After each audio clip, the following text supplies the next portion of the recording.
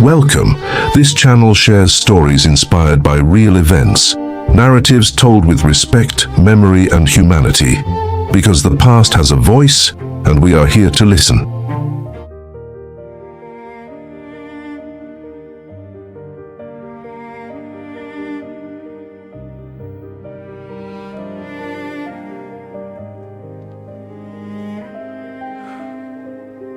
When I look at this notebook, black leather, worn by time, yellowed pages that hold the smell of dust, old ink, and secrets that never rested, I feel the weight of the years. I have lived nearly a century, and this notebook has been by my side for almost all of it. It outlived my youth, but it carries the weight of lives that did not survive. Today, I am sitting in my armchair in the living room of my house in Freiburg. The coffee beside me still sends up a thin thread of steam. The morning light comes in through the window behind me. Cold, silver, the kind of light that softens the world, even when the world does not deserve softening. On the floor, slow shadows move as clouds cross the sky. From here, I hear children playing. They are happy, laughing, running, as if nothing in the world could ever hurt them. Sometimes I find myself leafing through this notebook, and when I open it, those days come back. They always come back. Days inside a room that changed the course of humanity. My name is Heinrich Wolfgang Schmidt. I was an official translator at the Nuremberg Trials, and these pages hold words I could never fully translate because there are not enough words in any human language for what I heard between 1945 and 1946. On the first page, my still young handwriting stares back at me. The first word is vergessen, to forget. Beside it, I wrote in English, impossible, and below, in French, nécessaire. How do you forget? What should never have happened? How do you remember what splits the soul in two? Today, as I open this notebook, I return to those days. And I want you to come with me. Dresden, 1926. I was born in a stone house near the Elbe, son of a literature professor and a pianist. My brother Klaus was 9 years older, tall, blond, with eyes so clear they looked like crystal. To me, he was more than a brother. He was my hero. It was Klaus who taught me to ride a bicycle, to swim in the river, to read the stars. When I was still a child, and he was already becoming a young man, we would sit on the banks of the Elbe, and he would tell me stories about distant countries. I'm going to see the whole world, Heinrich, he would say, and so will you. We'll learn every language, see every culture. Because of him, I learned English. Because of him, I studied French. And when the war began and Klaus left in 1939, he made me promise I would keep studying languages. Connect people, Heinrich. Even when men build walls, words can cross them. He sent me letters for 3 years, then silence. In 1942, the official notification arrived. Klaus Schmidt had died heroically on the Eastern Front. My mother cried for weeks. My father stored the letters in a box and never again spoke the name of his eldest son. I swore to honor Klaus's memory by being worthy of his sacrifice. I studied with ferocity Russian, the language of the enemies who killed him. I wanted to understand them. I wanted to understand why war existed. Before I was fully grown, I spoke 4 languages fluently. Then Dresden burned. February 1945. I was not yet a man, but the world was forcing me to become one among the rubble. The bombing lasted 3 days. 3 days when the sky became hell and the earth trembled as if God had looked away. Our basement became a temporary tomb, my mother praying in a low voice, my father trying to shield us with his own body when the walls shook. When we finally emerged, Dresden no longer existed. The city of my childhood dreams, with its Baroque domes and elegant bridges, had become a cemetery of charred stones. The smell, I can still feel it when I close my eyes. There is no word for it. Years later, I wrote in the notebook, Der Geruch des Endes, the smell of the end. We lost everything except our lives. The stone house where Klaus taught me to read, destroyed. The piano where my mother played Chopin, melted by the heat. Klaus's letters reduced to ashes. We moved to a tiny apartment in what remained of Dresden. My father found work helping with reconstruction. My mother stopped playing. There was no more music inside her. And I kept studying. It was the only thing that kept me sane. Languages were my escape from a world that no longer made sense. In April, the war ended. Germany defeated, divided, ashamed. We were hungry. We were cold.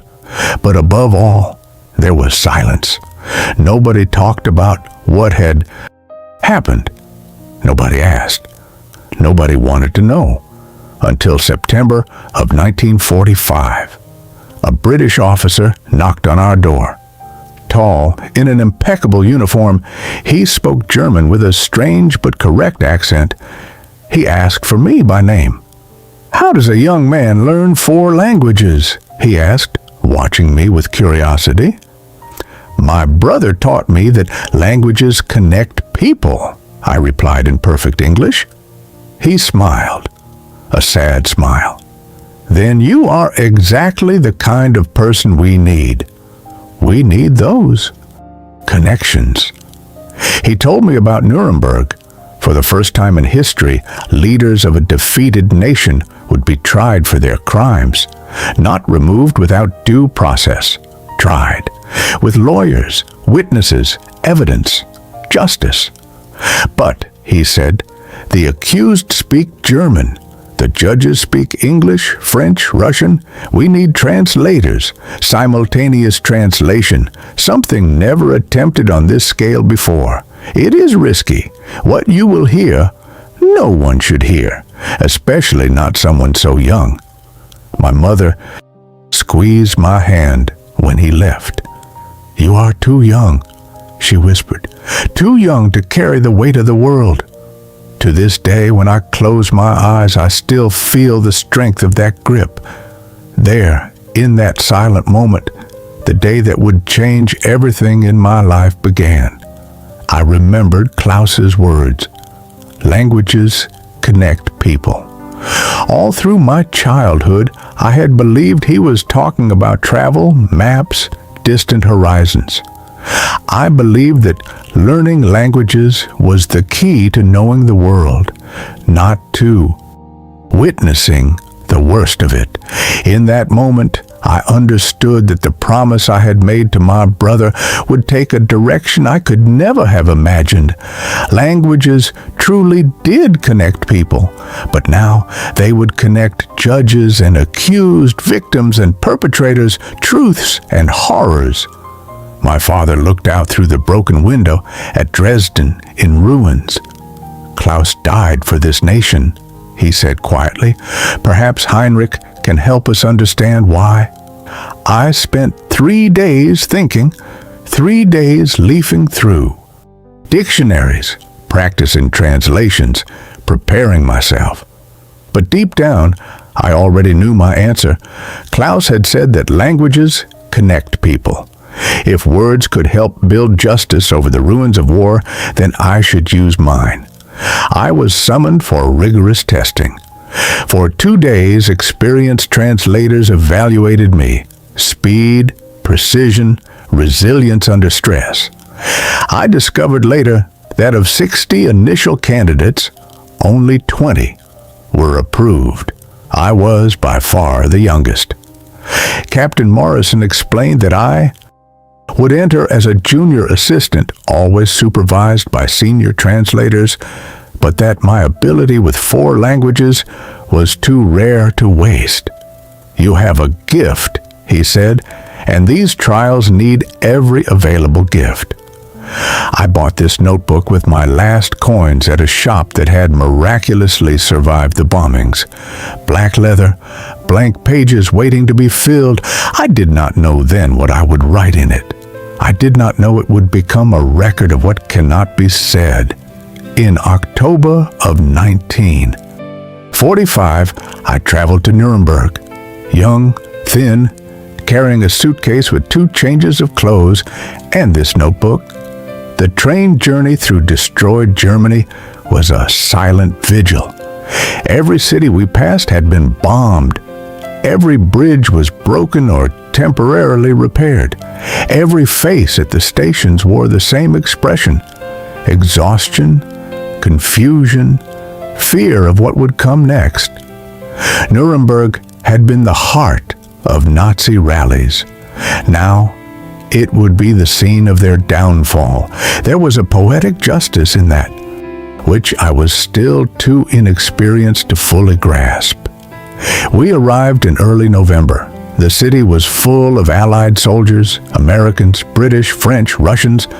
Flags of the 4 powers flew over the Palace of Justice, one of the few buildings that had survived relatively intact. They took me to a dormitory where other translators were already settled. There were about 20 of us, Germans mostly, but also some French, Russians, even a Pole. Most were older than me. When I walked in, the looks were of surprise. "They sent a child?" said a man of about 30, tall with a scar on his face. "A young man who speaks 4 languages," I replied in Russian, French, English, and German, switching languages with each word. He laughed, a bitter laugh. "Welcome to hell, boy.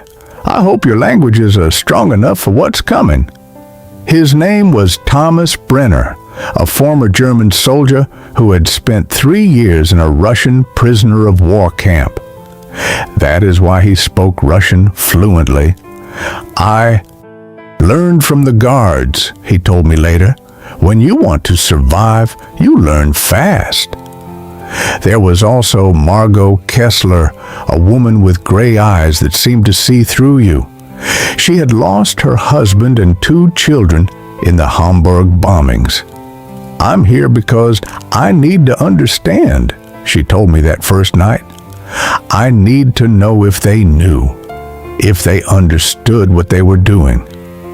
And there was Sophie Durant, French, a few years older than me, who had fled occupied Paris and now returned as a translator. Her parents had been arrested by the Gestapo. She never saw them again. We were the translators. We would be the voices through which horror would be understood, processed, judged. Captain Morrison gathered us the night before the trials began. 20 people in a room with maps of the translation booths, technical explanations about the headphones, the sound systems. "You are pioneers," he said. "Simultaneous translation on this scale has never been attempted before, but it is essential. Justice requires understanding, and understanding requires that everyone hear the same truth regardless of language." Then he paused. His expression became somber. "What you are going to hear. Some of the evidence is disturbing beyond imagination. Survivor testimonies, documents detailing atrocities, photographs that—" He stopped, ran a hand over his face. "If you need breaks, there will be shifts. If you need to talk, there will be psychologists available. Please, take care of yourselves and take care of each other." Today, sitting in this armchair, I understand that none of us were ready. Not the oldest, not the strongest, not the most hardened. We thought we were going to translate words. We did not know we were going to translate the unspeakable. That night, I could not sleep. I lay in my bunk, holding the notebook against my chest, thinking about Klaus. I did not know then that I was about to discover he was not dead. November 20th, 1945. The day the world began to listen. The courtroom in the Palace of Justice was enormous, filled with natural light entering through tall windows. 2 rows of benches for the accused, 21 men who had commanded a war machine. Behind them, armed guards. In front, the judges. 4 nations represented, each with its chief judge and alternates. And us in the glass booths at the back of the room, with our headphones and microphones. I was in the German-English booth with 3 other translators. We would work in 30-minute shifts. The concentration required was too intense for longer. Today, sitting in this armchair, I still remember the first time I saw that booth. A glass cube, narrow, overlit, where I would spend months translating the worst of humanity. In that instant, I felt something I did not know how to name. A mixture of fear, responsibility, and a strange sense that I was entering a place from which I would not emerge the same. It was as if the glass did not shield us from the horror, but only amplified it. The accused entered. Hermann Göring first, still robust, despite months of imprisonment, his eyes sweeping the room with something between arrogance and calculation. Rudolf Hess, with a distant look, as if he were in another world. Wilhelm Keitel, erect, military to the end. Albert Speer, the youngest, looking genuinely troubled. 21 men, some old, some not so old, some defiant, some resigned, but all responsible. When the British judge, Lord Justice Lawrence, struck his gavel and declared the session open, I felt my heart race. Through the headphones, I heard his voice in English. I began translating into German, my voice being transmitted to the defendant's headphones. The International Military Tribunal is now in session. The accused will be presented with the charges against them. My voice sounded strange to my own ears, young, nervous, but clear. I had practiced so much that the words flowed automatically, but I was not prepared for what would come. The American Chief Prosecutor, Robert Jackson, stood up, tall, imposing, with a voice that echoed through the room. He began reading the indictment. 4 crimes: conspiracy to commit crimes against peace, planning and waging aggressive war, war crimes, and crimes against humanity. I translated every word, but when he reached the last charge, crimes against humanity, and began detailing what that meant, my hands began to tremble. Murder, extermination, enslavement, deportation, systematic elimination of ethnic and religious groups. The words were cold, legal, technical, but behind them were millions of lives, millions of deaths. When my shift ended 30 minutes later, I left the booth with wobbly legs. Thomas was waiting for me, ready to take my place. He saw my expression. "Just the first day," he said calmly, "and they're only presenting the legal framework. Wait until the testimonies begin." That evening, back at the dormitory, I opened the notebook for the first time. What to write, how to capture this day. I wrote only, Day 1, the truth begins to be told. But what truth? And who is ready to hear it? The first days were legal proceedings, dry, technical, almost tedious, if not for the names, dates, and places that carried the weight of horror. Translating documents is different from translating testimonies. Documents are cold, Testimonies bleed. The first testimony I translated was from an American officer who had helped liberate one of the camps. He was young, perhaps 25, but his eyes belonged to someone much older. He described what he saw when the gates were opened. He did not use graphic words. He did not need to. People who no longer looked like people, he said. So thin we could see every bone, enormous eyes and faces like skulls. Some could barely stand. I translated every word. My voice remained steady. But inside the glass booth, where no one could see me clearly, I pressed my hands together until my knuckles turned white. Piles of bodies, he continued. His voice trembled slightly.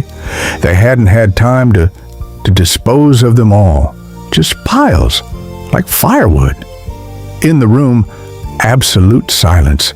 Even the accused stopped whispering. When I came out from my break, Sophie was waiting.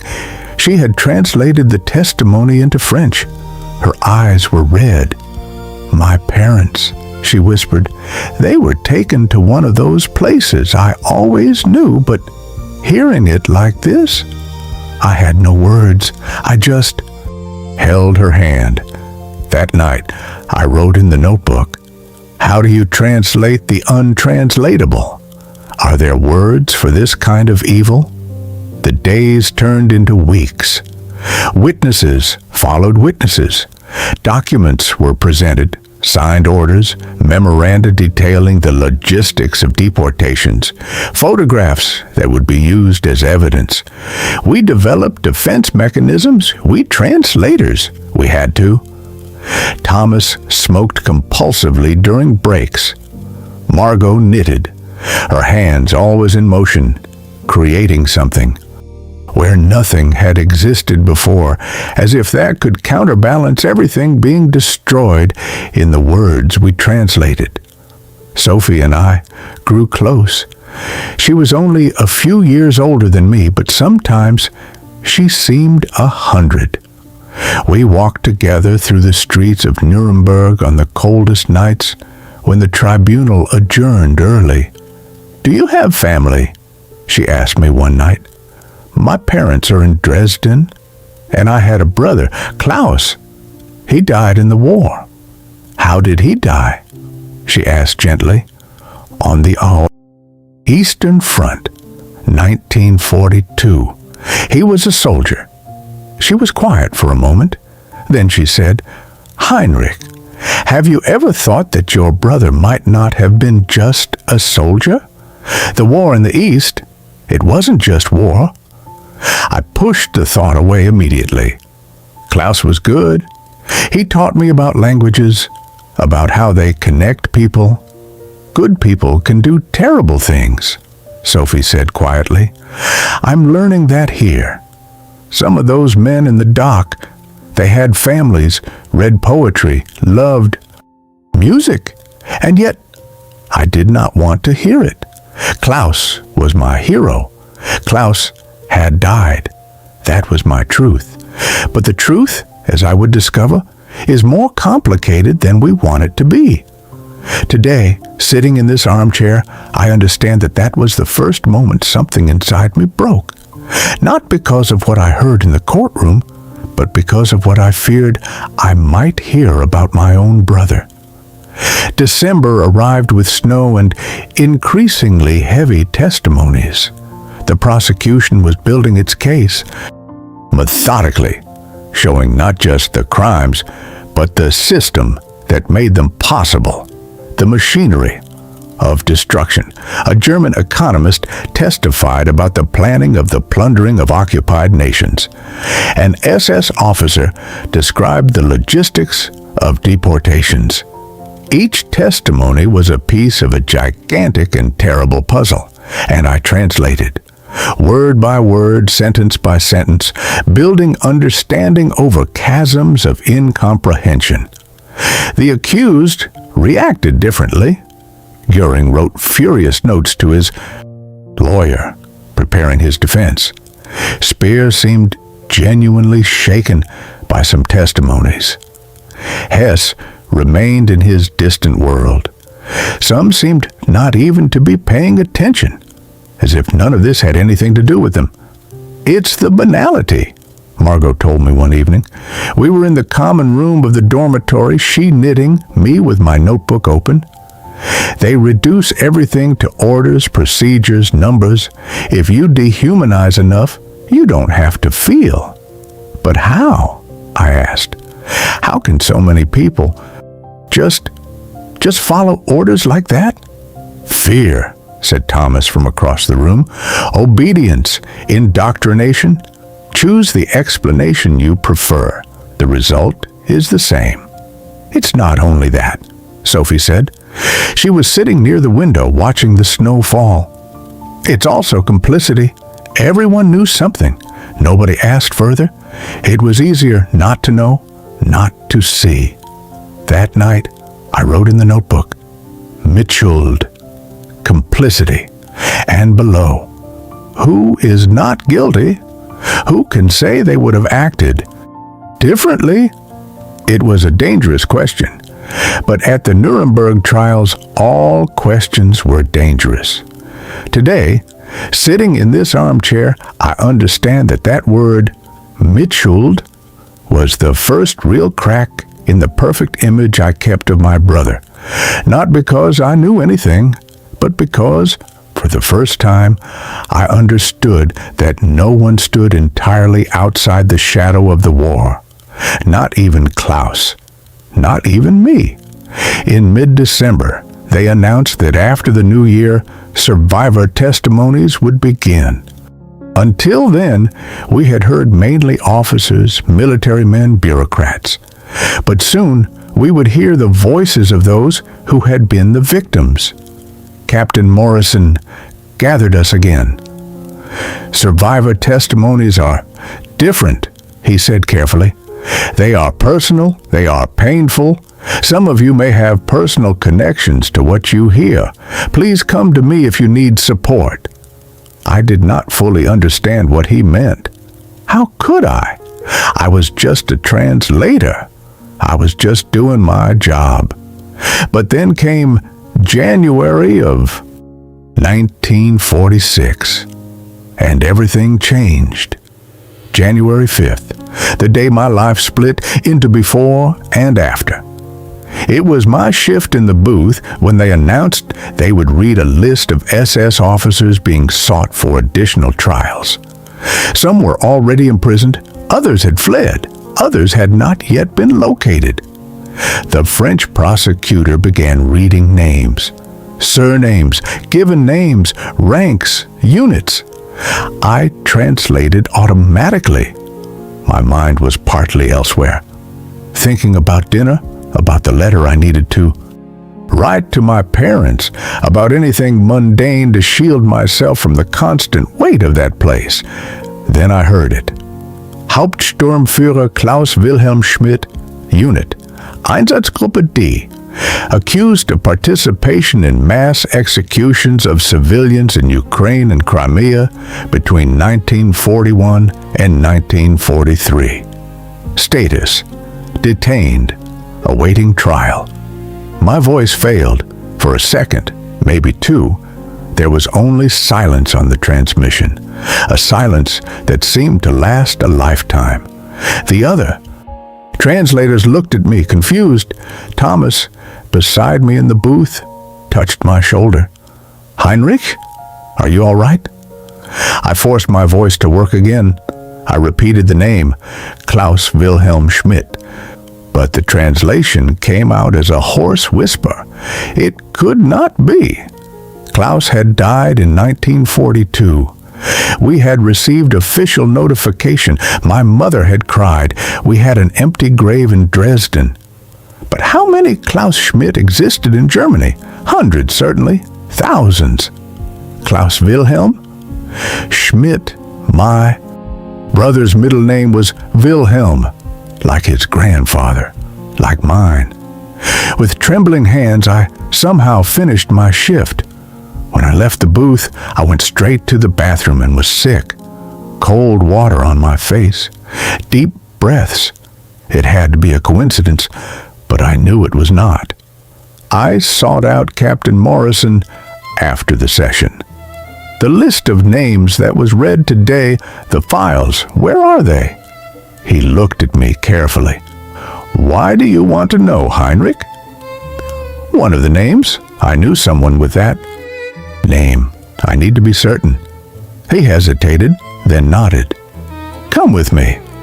The files were in a guarded room, full of boxes and folders. Morrison found the list, ran his finger down the page. Klaus Wilhelm Schmidt, Hauptsturmführer, born 1913, Dresden. Do you know him? The floor disappeared beneath my feet. He was my brother, but he died in 1942. We received... The notifications were sometimes false, Morrison said gently, especially for SS members. When things started going wrong in the war, many simply disappeared from official records. Secret reassignments. Where is he now? Spandau Prison in Berlin, awaiting trial scheduled for March. I did not sleep that night. I lay in the dark, staring at the ceiling, trying to reconcile two impossible truths. Klaus, my brother, who taught me about the power of words to bring people together. Klaus, SS officer, accused of mass executions. The two images did not fit. They could not fit. It was like trying to force pieces from different puzzles to connect. But then I began to remember small things that had not made sense at the time. Klaus's letters stopped in 1941, not 42 as I had remembered. The last letter spoke not of battles, it spoke of important work and special service to the nation. My father, storing the letters and never speaking of Klaus again. Was it only grief? Was it also shame? The notification had been vague. Died in service to the fatherland. No details. No body. My mother had questioned it at the time, but my father insisted we should not ask more. How much did they know? How much had they suspected? At dawn, I made a decision. I had to see Klaus. I had to hear the truth from him. Today, sitting in this armchair, I understand something I could not name back then. It was not courage. It was not duty. It was fear. Fear that the truth would be worse than any lie.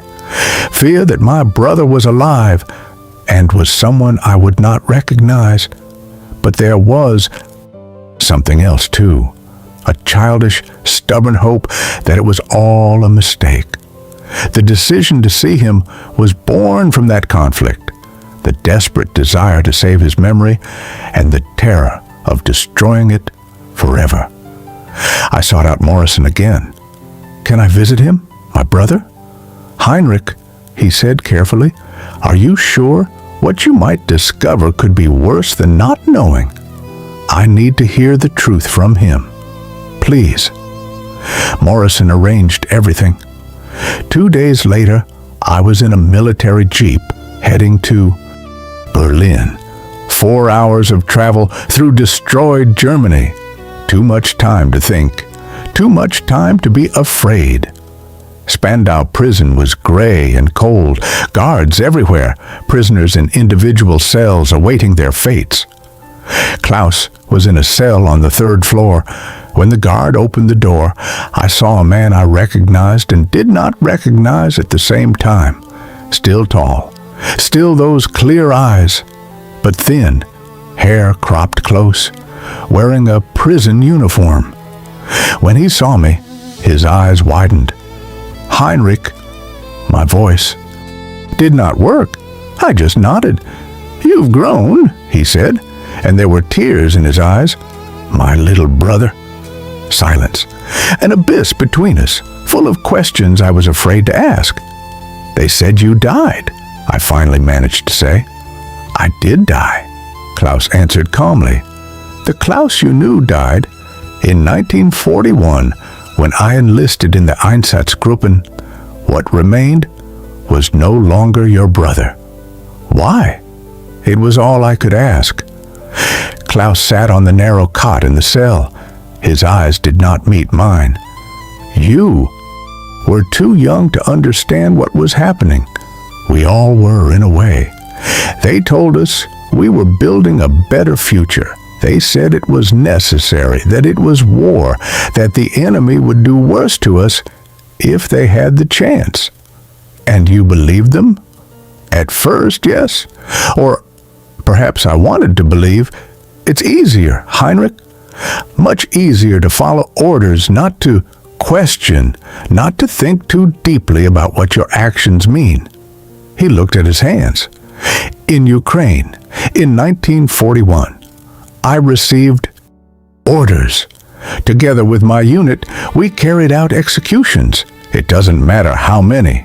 They were civilians, families. The orders said they were partisans, collaborators, threats. But when you look into a child's eyes, and his voice failed, he covered his face with his hands. I can't hear this, I said, standing. I can't.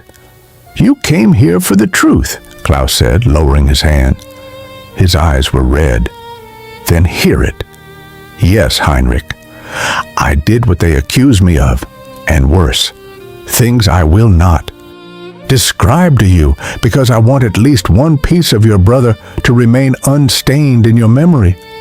Why didn't you stop? Why didn't you refuse? Fear, cowardice, because it was easier to continue than to stop and face what I had become.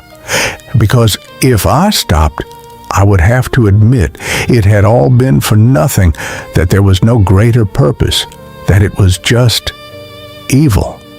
Tears ran down his face. When the war turned, I requested a transfer. I went to a regular unit. I fought on the Eastern Front as a common soldier. Part of me wanted to find its end in battle. That would have been easier. Do Mom and Dad know? Dad suspected. Deep down, he knew something was wrong. Why do you think he never spoke of me again? He was ashamed. Ashamed of his son, ashamed of himself for perhaps somehow having contributed to what I became. I was crying now too. You taught me about the power of languages to bring people together. And you are using that power to do what I should have done. Klaus said, you are helping to bring truth to light. You are part of justice. I could not be more proud of you or more ashamed of myself. What is going to happen to you? I will be tried, probably given the harshest sentence the law allows. It is what I deserve, Heinrich. Do not think otherwise. Do not try to save me or justify what I did. Promise me that. I could not promise. I just looked at him. My brother, my hero, my monster. There is one thing, he said, rising and going to the small table in the cell. Some sheets of paper lay there. I wrote everything I did, everything I saw, names, dates, places. It will serve as evidence at my trial, but also I want you to have it, so that you will know, so that perhaps someday you can forgive. Not me. I do not deserve forgiveness, but forgive yourself for having loved who I was. He handed me the pages. I took them with trembling hands. I still love you, I whispered. I don't know if I should, but I still do. Then you are a better person than I ever was, Klaus said. He touched my face. The same hand that had taught me to ride a bicycle. The same hand that had committed atrocities. Be better than me, Heinrich. Use your words to build, not to destroy. And remember me not as a hero, but as a warning. I returned to Nuremberg in stone silence. Klaus's written confessions were in my suitcase, unread. I could not look at them, not yet. Sophie immediately noticed something was wrong. Heinrich, I told her everything. Sitting on a bench in the snow-covered gardens of the Palace of Justice, while the winter sun barely gave any warmth, I poured out the whole story. Klaus, the accusations, the visit, the confessions. She listened without interrupting. When I finished, she simply held my hand. "You are not responsible for what he did," she said finally, "but I am from the same family, the same blood. How can I judge others when my own brother—" "That is exactly why you can judge. You understand now how ordinary people become capable of horror. That does not make the horror less horrible, but it makes the understanding deeper." That night, I read Klaus's confessions. Each page was a stab. He had described everything in clinical detail: the orders received, the executions carried out, the faces he would never forget. He did not try to justify himself. He simply recorded. At the end, he had written, "For my brother Heinrich, evil does not come from monsters, but from men. Men who choose day after day to look the other way. Men who find reasons to do the unthinkable. Learn from my mistakes and forgive yourself for having loved who I was before I became who I am now." I kept the pages in my black notebook. They were too painful to reread, but I needed to keep them. They were part of the story, part of my story. The trials continued. January became February. The prosecution witnesses finished. The defense began. Some of the accused claimed they were just following orders. Befehl ist Befehl. An order is an order, as if that absolved responsibility. Others claimed ignorance. They did not know. They did not see. They did not understand the extent. Speer admitted moral responsibility, but denied direct knowledge. Göring defended his actions as necessary for national security. And I translated every word, every justification, every denial. My voice remained neutral, professional, but inside me, a storm. "How do you manage?" Thomas asked me one evening. "After discovering about your brother, how do you keep going?" "Because Klaus was right about one thing," I answered. "Languages can connect people, and these translations are the path to justice. If I stop, if I refuse, then Klaus wins. Silence wins, and I cannot allow that." Margot heard me. "You are strong, stronger than anyone should ever need to be at your age." "I don't feel strong. I feel broken." "Being broken and continuing to walk, that is true strength," she said. In February, something shifted in the trials. They began calling survivors to testify, not military officers or bureaucrats, ordinary people who had passed through the camps, the ghettos, the executions, and survived. The first I translated was a Polish man named Jakob, thin with numbers tattooed on his arm that he made no effort to conceal. He spoke calmly, almost monotonously, about how he was taken along with his family, his wife, 3 children, elderly parents, from Warsaw to Auschwitz in 1943. "On the ramp," he said, "they separated us. Men on one side, women and children on the other. It was the last time I saw my wife and children. My youngest daughter was 3 years old. She was crying, holding the doll I had made her from scraps of cloth. My wife was trying to calm her. His voice did not change tone, but tears ran silently down his face. Later, I learned they were taken directly to the chambers. My wife, my 3 children, my parents, the same day, because they were not useful for work." I translated every word. My voice trembled, but did not break. It could not break. He needed to be heard. Jakob described the months in the camp, the forced labor, the hunger, the diseases, the periodic selections where guards chose who would live and who would die based on nothing, whim, convenience. I learned not to feel, he said. Feeling meant going mad, so I became empty, a body that walked, worked, breathed, but I was not alive, not really. When he finished, the room fell silent. Even Goring was not writing notes. The defense attorney stood to cross-examine. Mr. Jakob, are you absolutely certain the orders came directly from the accused? Could it not have been the initiative of individual guards? Jakob looked at him for a long moment. Guards do not build gas chambers. Guards do not organize trains from across all of Europe. Guards do not create systems of industrial death. That requires planning. That requires orders from above.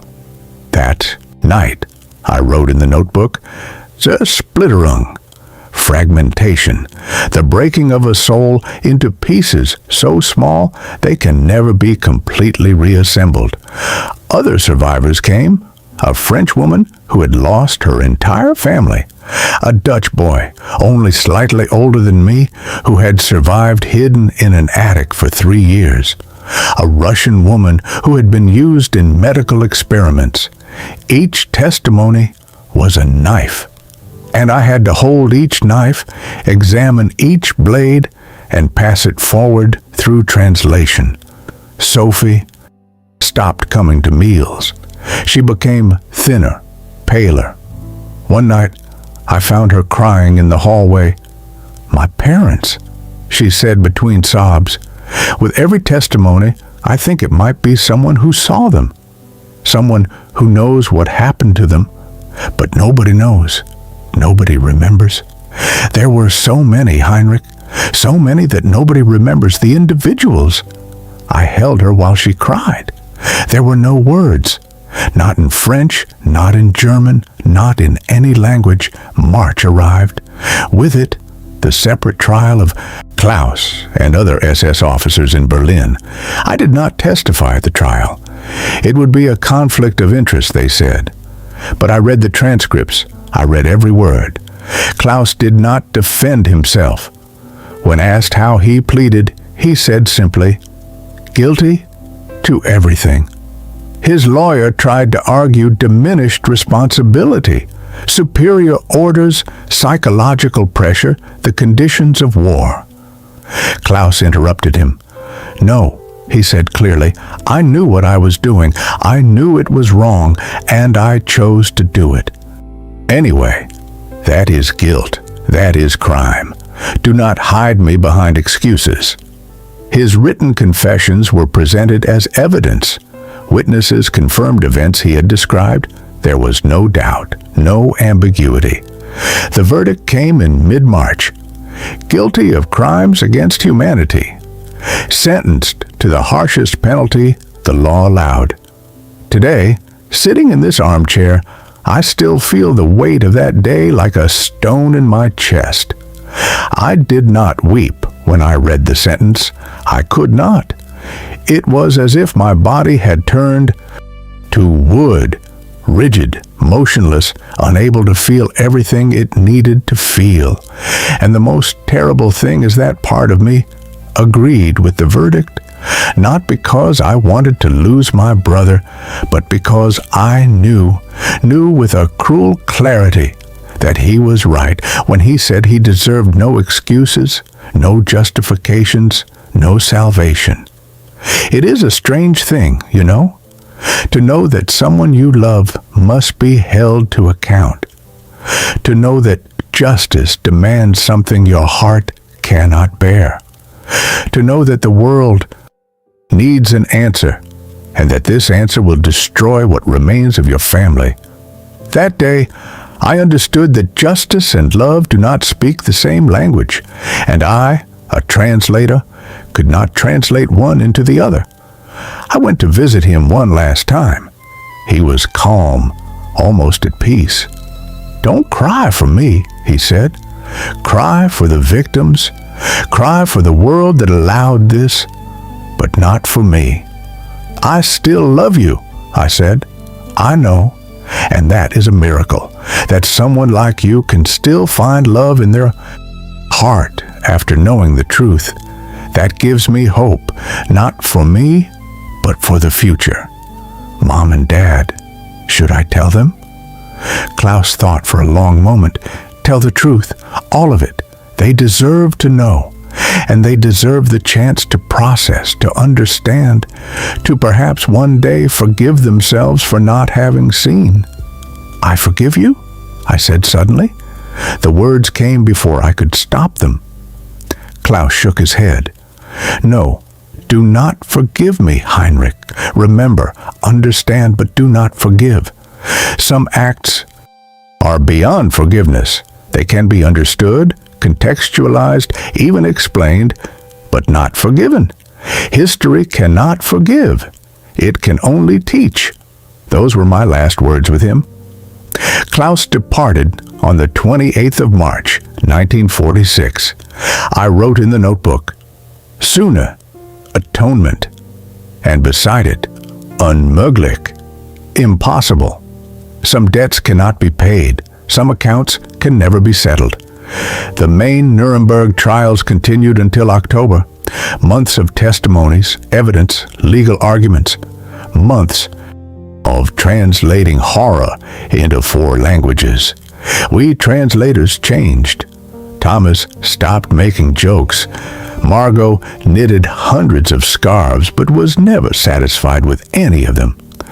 Sophie began writing letters to her parents, knowing they would never be read, but needing to say the words anyway. And I filled my notebook. Pages and pages of words I found untranslatable.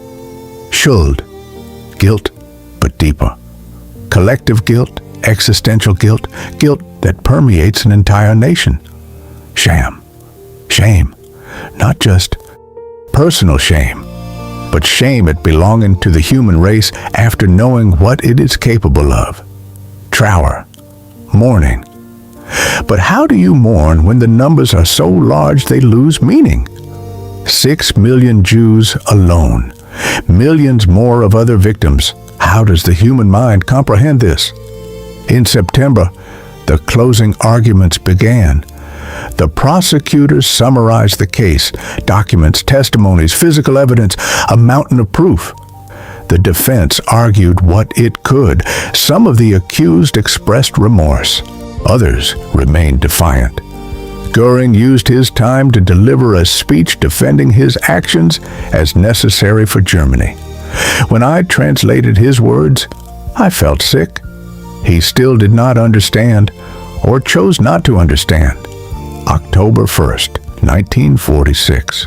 The day of the verdicts. The room was packed. Journalists from around the world, survivors who had testified, families of victims, and us, in the translation booths, ready to transmit justice in multiple languages. The judges entered. Lord Justice Lawrence struck his gavel. One by one, the accused were called. One by one, the verdicts were read. Hermann Göring, guilty, condemned to the maximum penalty, a sentence that was never carried out. On the eve of it, he chose to anticipate his own fate. Rudolf Hess, guilty, life imprisonment. Joachim von Ribbentrop, guilty, maximum penalty. The list continued. 12 condemned to the maximum penalty, 7 imprisonments, 3 acquittals. I translated each verdict. My voice was firm and clear, but inside I was a hurricane of emotions. Was this justice? Could 12 convictions balance millions of lives lost? Could imprisonments compensate for indescribable suffering? But also, what else could have been done? They had been tried, evidence presented, defense permitted, verdicts based on law. For the first time in history, leaders of a defeated nation were not simply removed by the victors. They were tried, with due process, with justice. Imperfect? Yes. Incomplete? Certainly. But still, justice. When the session ended, I left the booth for the last time. My work as a translator was done. Sophie was waiting for me outside. She looked exhausted, but relieved. "It's over," she said. "No," I replied, "it's over for us, but for the world, it is only beginning. Now comes the hard part. Remembering, learning, ensuring it never happens again." She smiled sadly. "You've grown, Heinrich. You are no longer the person who arrived here a year ago." "No," I agreed. "That person died. Somewhere in the translation of thousands of words of horror, I am still learning who is left." I returned to Dresden in November of 1946. 1 year after I had left, it felt like a lifetime. The city was still in ruins, but there were signs of reconstruction, buildings being raised, bridges being repaired, life trying to return. My parents were older. My father had white hair that had not been there before. My mother moved as if each step cost something. I sat with them at the small kitchen table and told them everything. Klaus, the trial, the sentence, the confessions. My father wept. The first time I had ever seen him cry. "I knew," he whispered. "Deep down, I always knew something was wrong, but I did not want to believe. I did not want to see." My mother sat in silence, tears running quietly down her face. "He asked," I said, "that I tell you he is sorry, not only for the crimes, but for having failed you, for having become someone you raised to be better." "We failed him too," my father said. "All of society failed. We allowed this to happen. We looked the other way. We made excuses." We spent that night talking about Klaus, not the Klaus he had become, but the Klaus he had been before. Happy memories, pure moments, trying to preserve something good amid the horror. "Can we love who he was and condemn what he did?" my mother asked. "I think we have to be able to," I answered. "Otherwise, we deny all the complexity of being human. Klaus was my brother. Klaus was responsible for terrible acts. Both things are true. Both must be remembered." In the following days, I walked through Dresden, the places of my childhood now transformed, the banks of the Elbe where Klaus taught me to swim, still there but different, the zoo we used to visit, destroyed awaiting reconstruction, a broken city trying to remember how to be a city again. I met some old school friends, those who had survived the war, the bombings, the hunger. We talked about the future, jobs, studies, reconstruction. But I noticed something. Nobody wanted to talk about the past, about the war, about what had happened. Everyone wanted to forget, move forward, return to normal. But I could not forget. I carried Nuremberg with me. I carried the words I had translated. I carried my notebook full of untranslatable concepts. And I understood this was my responsibility, not to forget, not to allow others to forget. I am back in my armchair in Freiburg. The morning has passed into afternoon. The coffee cup has been empty for a long time. Cold. Behind me, the window shows a sky moving between clouds and light, the pale silver yielding slowly to something warmer. The room is quiet. I have lived a whole life since Nuremberg. I married Sophie, yes, the French translator. We had children, grandchildren, great-grandchildren. I worked as a language teacher for 40 years, teaching not just grammar and vocabulary, but the power and the responsibility of words. This black notebook has been with me throughout. I showed it to my children when they were old enough. I showed it to my students. I show it to you now. Because what I learned at Nuremberg was not only about war or justice or guilt, it was about the importance of naming things, of not looking away, of using words not to conceal truths, but to illuminate them. The Nuremberg Trials set precedents. Crimes against humanity became a legal concept. The defense of just following orders was rejected. Individual responsibility was affirmed even within systems of collective evil. It was not perfect. Many of those responsible were never tried. Many victims never received justice. Many survivors carried their traumas throughout their lives without adequate support. But it was a beginning, an affirmation that certain things are intolerable, that humanity has limits that cannot be crossed without consequences. Sophie died 15 years ago. Until the end, she wrote letters to her parents. One day, she told me, when I meet them again, I will have so much to tell them. Thomas became a human rights lawyer. He worked in international tribunals, applying Nuremberg's lessons to new conflicts. He died 5 years ago, still fighting for justice. Margot opened a home for war orphans. She spent her life knitting blankets for children who had lost everything. She used to say that each stitch was a prayer for a better future. We all carried Nuremberg in different ways, but we all carried it. Today, there are those who deny that the Holocaust happened, who say the numbers are exaggerated, that the testimonies are fabricated. To them, I offer this notebook. I offer the words I translated.